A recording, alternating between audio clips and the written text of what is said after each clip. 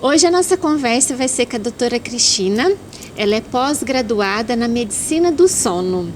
Doutora, muito obrigada pela sua participação e vamos falar então deste assunto, né, que acaba para alguns sendo um terror, uma dificuldade.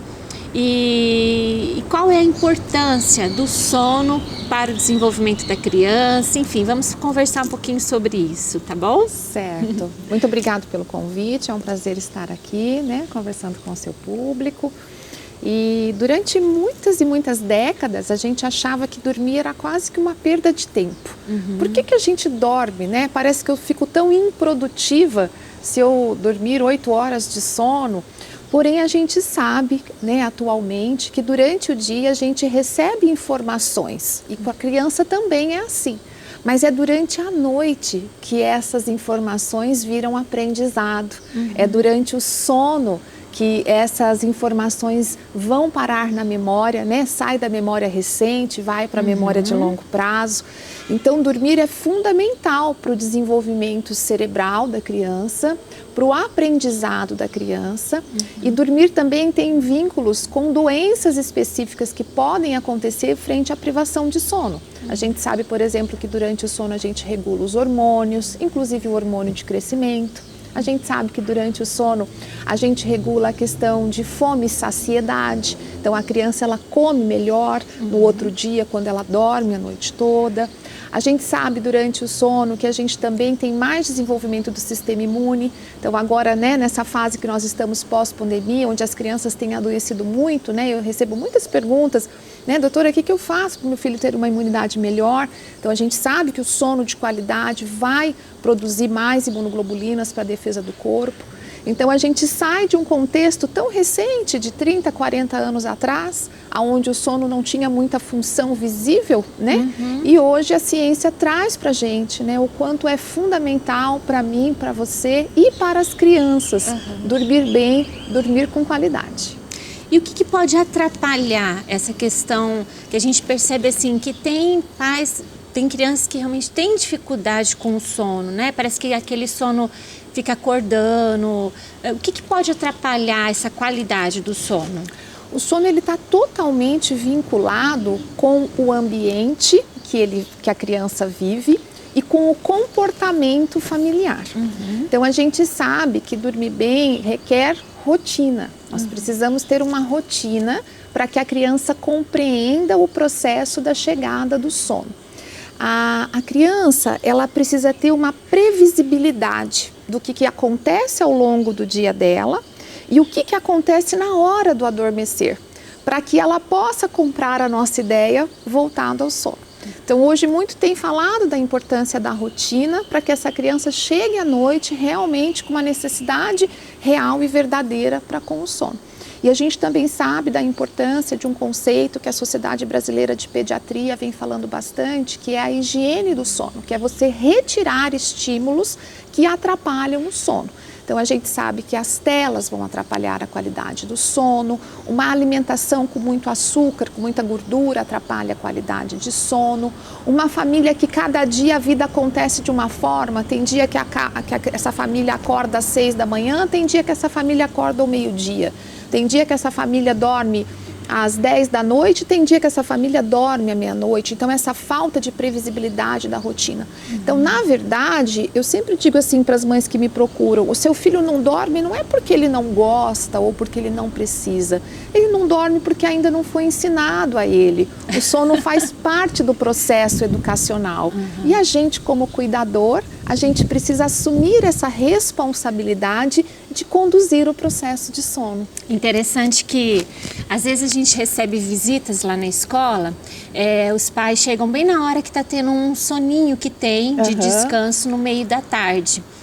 E eles veem lá as crianças todas deitadinhas, né, dormindo, e eles ficam, gente, como vocês conseguem, né? E aí a gente explica que a rotina é você estabelecer a rotina Então, eles sabem que depois do lanchinho, as professoras já colocam as músicas, né? Uma musiquinha mais clássica, e eles já ouvem e já vão direto na sua caminha, já deitam. Então, como a rotina é importante, isso, né? Porque isso é a previsibilidade do dia. Então, uma criança que tem a previsibilidade do dia dela, ela é mais calma, ela é mais tranquila. A gente também disse, a gente sair de casa e a nossa agenda fluir durante o dia, o nosso nível de estresse e ansiedade é um. Mas se a gente sair de casa, o pneu furou na esquina, eu cheguei com 1 hora de atraso no trabalho, o nosso nível de estresse é outro, o nosso dia fica inconstante e frente à inconstância, o ser humano tende a ser mais agitado. Então, uma coisa que eu sempre explico para as mães, assim, se você ficar sem dormir ou se eu ficar sem dormir, nós vamos ficar no outro dia mais cansadas, mais sonolentas, nós vamos bocejar, a gente vai render menos.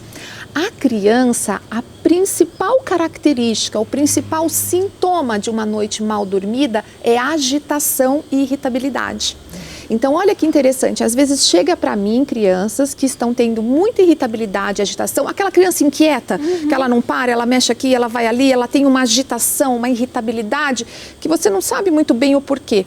E muitas vezes essas crianças vêm sendo até conduzidas como se elas tivessem uma hiperatividade, ou se elas estivessem dentro de alguma doença neurológica. E só da gente colocar os aspectos da higiene do sono, trazer essa criança para uma rotina, para uma previsibilidade, ajustar a alimentação, ajustar a qualidade de sono, a mãe fica impressionada. Nossa, como mudou, doutora Cris, né? Como ele está mais calmo durante o dia, agora ele senta para brincar, a escola falou que ele está melhor. Então, a gente precisa ampliar o nosso olhar para com o sono, sabe? Doutora, então o sono, ele vai ter uma relação com a atenção, concentração da criança? Total, total. Como eu te disse, a criança ela recebe os estímulos ao longo do dia e as informações ao longo do dia. Mas é durante o sono que ela vai converter isso em aprendizado. Agora, se essa criança faz somente sono superficial, porque ela tem lá despertares ao longo da noite que não permite que ela entre realmente no sono profundo, né? O sono do aprendizado é o sono REM que a gente chama. Então essa criança ela quase não faz sono REM, porque ela realmente fica dormindo superficialmente porque ela tem os despertares no meio da madrugada. Então essa criança ela quase não consegue converter aprendizado. Ela não consegue pegar aquilo que ela viu durante o dia e aprendeu e trazer para uma memória que vai ter um longo prazo e realmente vai converter num aprendizado. Então, a gente muitas vezes atende crianças que estão sendo, às vezes, medicadas, Gisele, como se ela tivesse um déficit de atenção, quando, na verdade, ela tem um baixo rendimento escolar, porque ela não tem o princípio básico, que é um sono de qualidade, para que ela possa converter esse aprendizado. E você sabe que isso não é só nas crianças pequenas. A Academia Americana de Pediatria conseguiu nos Estados Unidos, por exemplo, que as aulas dos adolescentes começassem um pouco mais tarde. Porque viu que os adolescentes na primeira aula, eles rendiam muito menos e eles tinham notas menores quando eram avaliados nas matérias que aconteciam muito no começo da manhã. Então a gente precisa estar atento e alerta para o padrão de sono, porque até os 21 anos de idade, o nosso cérebro ainda está amadurecendo com relação ao contexto sono. Nossa, como é importante, né? Levar em consideração todos esses aspectos, a rotina da criança, o sono, porque até para uma avaliação, né? Por exemplo, eu faço avaliações nas crianças e eu até converso com os pais, porque a aprendizagem é processos, né? E então a gente tem que perceber se os processos estão caminhando, se tudo aquilo que afeta a aprendizagem está em pleno funcionamento, porque senão é como você falou, a criança vai ser diagnosticada, a criança vai entrar para uma medicalização que nem precisaria, né? Se a gente trabalhasse aquilo que vem primeiro, né?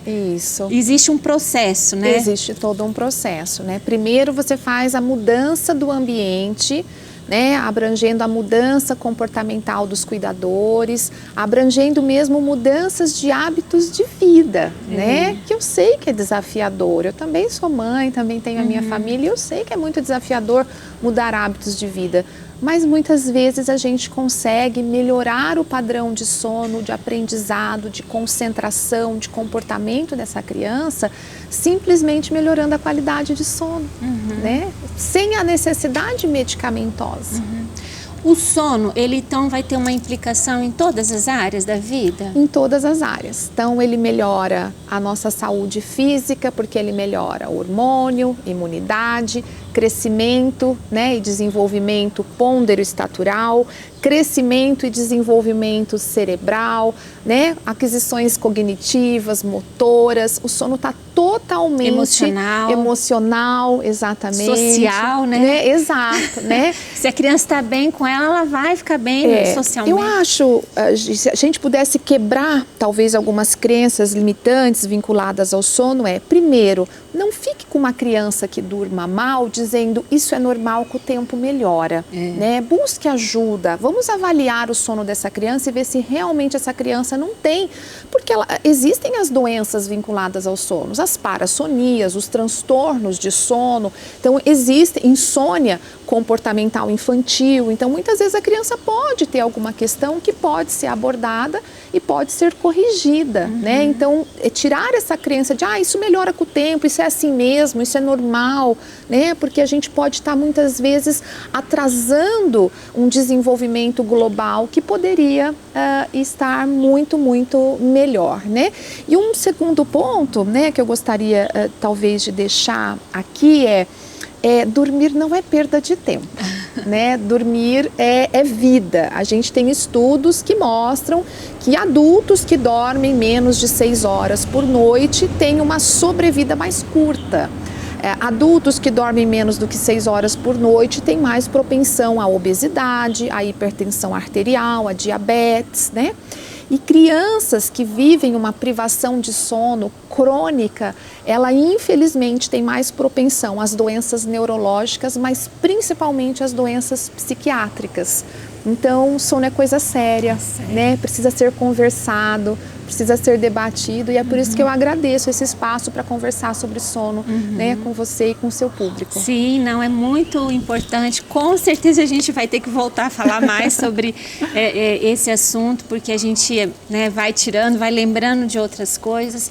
E pelo que eu estou percebendo, o sono, ele começa na infância, né? Aliás, essa educação do sono começa na infância e de acordo com o que a gente faz, ela vai ter um resultado na vida adulta, é isso? É isso, exatamente. O mesmo bebê que acorda de 40 em 40 minutos durante a noite, provavelmente vai ser o insone aos 40 anos que está precisando de um apoio medicamentoso para conseguir dormir. E sempre a gente pode tratar isso, né? Independente se é criança, se é adulta, a gente consegue tratar. Em qualquer idade. O melhor dia, eu sempre falo, o melhor dia para a gente começar a tratar o sono é hoje. A partir de agora, vamos mudar, vamos tratar independente da faixa etária. Legal. Obrigada, doutora, pela sua participação e por trazer toda essa contribuição, tá bom? Eu agradeço.